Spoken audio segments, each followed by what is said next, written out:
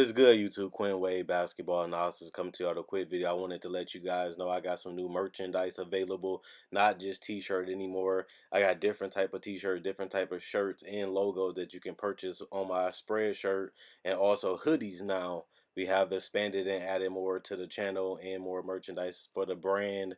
Thanks for supporting. It will be in the description and the links will be in the comment section below. Thanks for helping me and supporting the movement. Quinn Wade Basketball Analysis. I'm going to check out the video.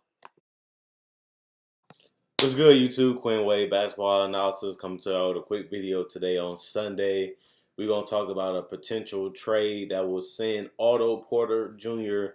to a team that was interested in giving him max caliber money a couple years ago, and the Sacramento Kings, a team that's 11-11, and they're in the hunt for a playoff spot. Sometimes they in, sometimes they out, because you one game away from being in or out the playoffs, and you 2 games away from moving up to a top 5 home court advantage seeds. So one thing I would definitely say is Otto Porter Jr. is a guy that I personally like, especially in the draft, because he did all the dirty work, gets the rebounds, plays good defense, can switch, can get out in transition. He's athletic enough.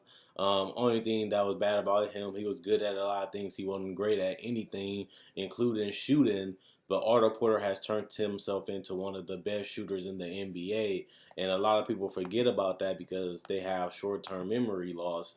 And they just see the fact that Otto Porter is out here struggling to score threes this season. Well, I should say in October he shot 27% from 3, which is unlike him because he's one of the best snipers in the game. But people don't even realize this. In November, what just ended, he's shooting 52% from the field and 41% from 3. And he's shooting 80% from the free throw line while still giving you 5 rebounds, 2.5 assists, 1.4 steals, and 12.4 points. Now, those numbers might not scream amazing player. This is a player you should be trading for. But the best thing about Otto Porter is that he hides. He's a guy that can defend really well, rebound really well, and he does the small little things that impacts the outcome of winning. Now, is he going to be worth the $27+ million he's going to get paid? No. But Washington paid him that money because they felt like he will continue to grow. They paid him that money based off potential. This is what he's bringing to the table right now, and this is where he can potentially be. Now, only reason why I bring that up is because he hasn't been playing like that in the first couple months in October. So in October, he wasn't playing like the money that he was making, and he wasn't showing those signs of improvement. But as of November, he started playing a lot more like what he was the last 2 years, and that's the problem. Otto Porter is a sniper. He is great at what he does, but he's not still advanced, and he's not a $27 million player at this point. But that's why they play him for potential. They thought he'd be better than what he has shown.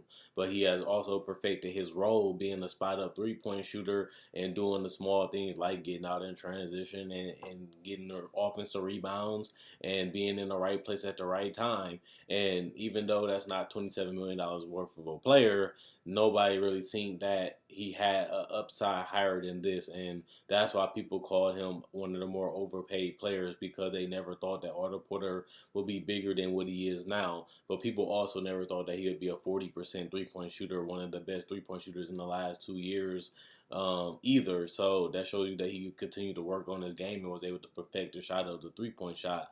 But nobody seems to be in the knockdown 40+% shooter.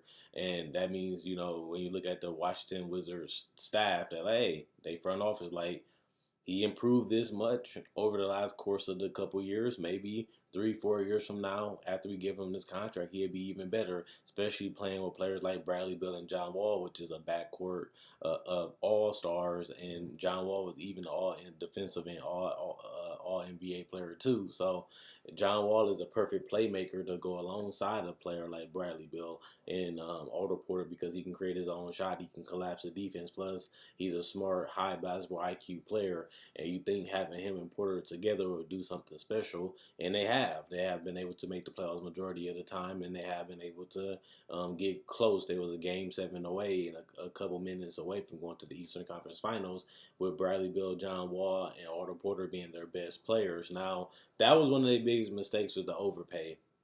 I would definitely say that about the Wizards. They overpaid John Wall. They definitely overpaid Otto Porter because he's not even close to being at the All-Star level at this point. And that's what was really hurting them, and that's why they're trying to make a trade to correct some of their mistakes. Because once John Wall max extension kick in, this team gonna be even more over the cap, meaning that you're not going to even be able to make a team that's probably not even better than the team they have right now because of their 3 contracts, which means you're shooting yourself in the foot because now you can't even get to the point where you could be a championship contender unless John Wall becomes this amazing top 5 player in the NBA. Same with Bradley Beal. Outside of that, with this current roster and their current cap situation, it's not really much they can do once John Wall max contract kicks in next season to get any better. So they're in a situation where it's either they're going to stand pat like the Memphis Grizzlies and continue to play with this roster and get the best out of it they can, knowing that they're not going to win a championship unless something big happens or a big injury happens or the teams fall off. This team is just going to be a borderline playoff team, a fringe contender, but never really in the mix for being the actual championship contender unless things go their way or their players play out of their mind, which they have done, but not at the level where they can still be the #1 team in the East or even a championship contender. It took a lot from Bradley Beal and John Wall to get close to the Eastern Conference Finals, but they still never played in the Eastern Conference Finals. They still have never played to win 50 games in the season. They still haven't been able to be the #1 team in the East. They was always one of the best teams in the East, but not really one of the best teams that actually have a chance of winning it at all in the big scheme of the whole playoffs. They was good enough to be in the East. They was good enough to be one of the better teams in the East, but they was never good enough to win a championship. They was never good enough to get to the Eastern Conference Finals. They was never a legitimate contender to win it all. And now they're stuck in a situation where they got to get rid of one of these players. I think they should personally stand pat because I don't think they're going to really get anything significant if they try to offload these players, especially because they know they're trying to trade one of them and nobody really going to give you exactly what you need or want, knowing that you're just desperate to get rid of one of these players. And honestly and truthfully, I wanted them to stay together, but looking at their cap situation, they're going to literally have to get rid of these players because they overpaid them and they're never going to be really that good because of that. This is a salary cap league, and if you don't have the flexibility to get and go where you want to go and get the players you want to get while also keeping the players you want to keep, you're going to be stuck in a hole, and that's where they find themselves in right now. Now, when it comes to Otto Porter, and that's the main reason why I brought them stories up because now he's one of the players they're gonna have to get rid of potentially because he got a 4-year, $106 million contract. The Kings have aspiring contracts, which means they have players that's coming off the salary this year, so they can trade Otto Porter for a player that will give them salary cap relief. And that means if they can trade for an Iman Shumpert, a Zach Randolph, or a Costa Koufis, or a Ben McLemore from the Sacramento Kings, they can trade Otto Porter for those players and then allow them to buy them out or even just let them become free agents at the end of this season and it put them and give them more money that they can spend to put around John Wall and Bradley Beal. Now, a lot of people say John Wall is your better player, but he can also give you some decent assets in return. Well, if you trade Otto Porter and John Wall, you basically rebuilding. If you don't, and you just trade one of them, you can just allow them the salary cap relief like they doing with Otto Porter. Let's trade our youngest prospect, a prospect with a lot of potential, and Otto Porter. Let's trade him for some aspiring contracts, or we might have to give up some picks too, so that way you can get rid of his contract and get some aspirers in return. Get rid of their salary. Now we can get closer to being under the cap, but then that still sit you in a situation where are you still good enough to compete in the Eastern Conference, which you're not already, but can these pieces that can you get another player? Can you not overpay the next player? Can this player make you competitive? And if you trade Otto Porter, I don't see you going into a more competitive way. I see you in more flexible play, having some more cap space that gives you more flexibility to get another player. But will that player be better than Otto Porter? And if they are better than Otto Porter, will you be cap strapped again where you can't be as good as you can be and fill out the rest of this roster with people that complement Bradley Beal or John Wall? Or is you going to have to get rid of 2 out of the 3 just so you can get yourself out of cap hell and have more flexibility, but then you fall down to a rebuilding team trying to find another superstar when Bradley Beal and Otto Porter is under 26 and they already Bradley Beal is an all-star caliber player, and Otto Porter is a great complementary player that is overpaid. But can you find somebody better than Otto Porter without blowing it all up? And if you blow it all up, is you getting enough pieces and draft picks enough to warrant the blow up so that way you can rebuild and be back competitive? But they're going to eventually have to learn not to overpay players, even if they're in Washington. They're going to have to learn how to work out fair deals to where they can have the flexibility while also giving the player what they want in return. So I can definitely see Sacramento making this deal if they really want to get that small forward position solidified, get a sniper into that offense where you have Buddy Hield and you have players like De'Aaron Fox that can collapse the defense, kind of like John Wall, and then you have a sniper in Otto Porter that can really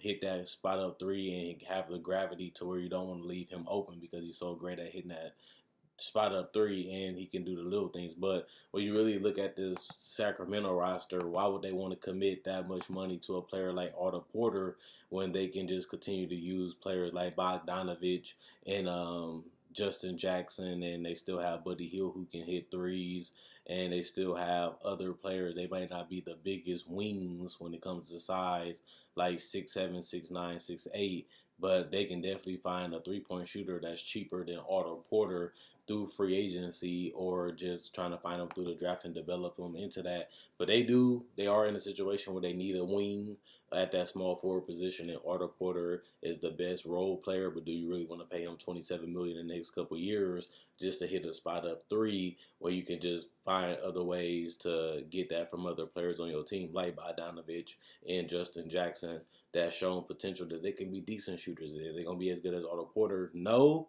But at the same time, you're not paying extra 15 to 20 million in comparison. They're still on rookie contracts, and Justin Jackson and Bogdanovich hasn't really shown that they should get paid more than 15 million, which you're paying Otto Porter 12, 13 million more than that just to be a great spot up shooter and role player. I think they should avoid making this trade. I can see why they need a player like Otto Porter. When you look at this roster, you look at the talent, you look at what they do best. He does fit that, but the fact that you're going to pay a guy that may never be an all-star, may never get you to where you got to go, and he can put you in cap hell because you will have to eventually pay De'Aaron Fox and a lot of these other young players as these last 2 years come. Soon, this year, next year, you're going to have to start paying a lot of these young players their money. Do you want to be holed up and locked in with Otto Porter plus the pay of these players, and you're never really a contender in the West? And that's what the Wizards did, and that's why they're in the situation where they're trying to get out of. And I don't think Sacramento should make that trade and then be stuck in the same position as the Wizards. As a team that can make the playoffs, can make some noise, but never can win it all, or you can just use that cap space on somebody else, or even multiple players that can fit around De'Aaron Fox and Buddy Hield or whoever you want to build around. But like I said, you're going to have to pay Fox, you're going to have to pay Hield, you're going to have to pay Willie Cauley-Stein, and you don't want Otto Porter contract to be locking you up. Plus, you still got flexibility because once you do give them the extension, it kicks in the next year. Plus, you have a lot of aspiring contracts on this team, will allow you to give cap space to players you really want to build around instead of locking yourself into 27 plus million with Otto Porter. So let me know what you guys think. Should the Sacramento Kings make a trade for Otto Porter? Is he worth the money? Is he one of the worst contracts in the NBA? Can he get out of the funk like he did in November, start shooting the ball a lot better? Is he worth the max? Was he overpaid? Do you think this contract is damn near untradeable? Or do you feel like the Sacramento Kings, they feel in the urgency to build a playoff team? Since they're in the playoffs, they want to make a move that can potentially put them over top? Is Otto Porter one of them guys that can put him over top? Is he one of those guys that's going to lock him out of being able to be flexible the next years from now? Or should they just make this move because he's a perfect fit with Buddy Hield, Willie Cauley-Stein, and De'Aaron Fox? Or should they just wait it out, try to get it through the draft, get it through free agency, and pay somebody cheaper to do something similar to what Otto Porter can do, kind of like a Trevor Ariza and stuff like that? A lot of those players will be available this free agency, and maybe they should get a veteran that can do the same thing as Otto Porter, just on a cheaper note. Even though Otto Porter is younger and he still has a lot more potential, he hasn't really lived up to it. Even though I do like him, I am a fan of his game. His contract is a little bit ridiculous, especially for a team that's not even close to making the playoffs right now in the Washington Wizards. And I don't want to see the Sacramento Kings personally make the same mistake that they did. But at the end of the day, when you're a small market team, you have to take care of the talent you have because you really struggle to keep talent in general. And that's the main reason why Washington paid his money. But seeing how they ended up where they at right now. I don't see why Sacramento will try to get in that similar situation when they have a team that's already in the playoffs in a tougher conference, and the fact that they have a lot of young talent that they can pay and keep instead of trying to get a player that they had to trade aspirants for that can potentially keep them from getting to a higher level if they commit the money to Otto Porter when they trade for him. So let me know what you guys think in the comment section below. Like, comment, subscribe, and share. Quinn Wade Basketball Analysis. I'm gone. Check out my website, analysisplayground.com. Link in the description, comment section below. Check out my Facebook page, analysisplayground.com. Link in the description in the comment section below. Like on Facebook to show support. Thanks for checking out my Facebook. Thanks for liking on Facebook. Thanks for continuing to like the videos, watching the videos, binge watching. I got rookie breakdowns when I'm actually breaking down actual footage and games that they play in and how they potential can be. I also offer NBA breakdown. I break down specific players. I also bring up topics like this where I talk about trade signs and even rumors every once in a while. I don't really do rumors that much, but sometimes I do, depending on how significant they are. And also check out my Spreadshirt there. You can find t-shirts, sweaters, and hoodies, and even things like water bottle, cell phone cases, mouse pad, pillowcases, even if something small as those things. Thanks for supporting the brand. Thanks for supporting the movement. Quinn Wade Basketball Analysis. I'm gone. And let me know if you guys think they should go all in with this team or should they be a little bit more patient with this team and continue to try to build it the right way with young talent that still can develop but also can go out there and compete while not committing so much of their cap space to where they don't have flexibility or overpaying a player to be mediocre like the Washington Wizards have done. Don't repeat the same mistake they did. I'm gone. Let me know what you guys think.